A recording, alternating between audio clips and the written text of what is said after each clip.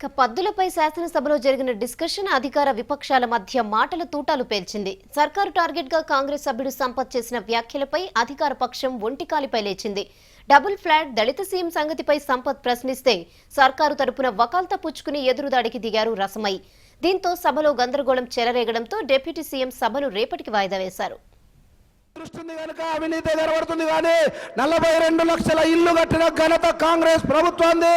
మాది అధ్యక్ష 42 లక్షల ఇల్లు కట్టిన అధ్యక్ష, పుణ్య కార్యం చేసిన ఘనత మాది అధ్యక్ష.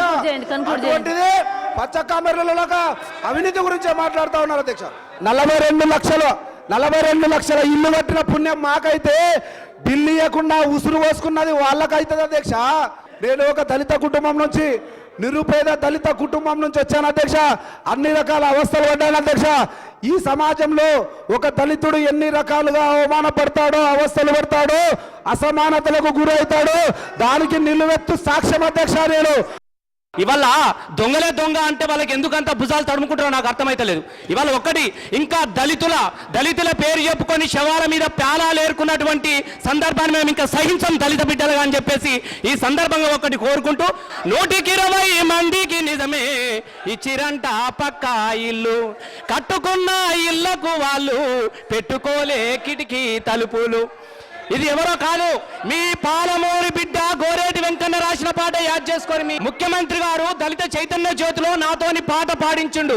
ఆ పాట కూడా వారు స్వయంగా విని చలించి, దళితుల వాడలు ఎందుకు ఇట్లా ఉంటాయి రసమై, దళితులను మనం చైతన్యం చేసుకోవాలి కదా, వాళ్ళని అభివృద్ధి వైపు తీసుకురావాలి కదా అని చెప్పేసి, ఇంటి ముందు కొట్టములో మేక పిల్లల రొచ్చు ఉన్నది, దళితులకు 3 ఎకరాలు ఇచ్చినని పంచిపెట్టినందుకు ఇవాళ మీ కళ్ళు చూసి మండిపోతా ఉన్నాయి. రాళ్ల గుట్టలతో నిండినటువంటి భూములను చూపించి దళిత ఓట్లాడుకున్న దౌర్భాగ్యం కాంగ్రెస్ పార్టీ అని చెప్పేసి మేము ఇవాళ అడుగుతా ఉన్నాం. మీరు పెట్టుకున్నటువంటి ఇల్లు అవినీతమైనప్పుడు మాకు డబుల్ బెడ్రూమ్ కట్టిస్తున్నందుకు మీ కళ్ళు చూసి ఓర్వలేకపోతా ఉన్నాయి. మరి దళితులకు మా వేలు తీసి మా కంట్లో పడిచే ప్రయత్నాన్ని మానుకోవాలని చెప్పేసి హెచ్చరిస్తా ఉన్నాం మీకు ఇవాళ.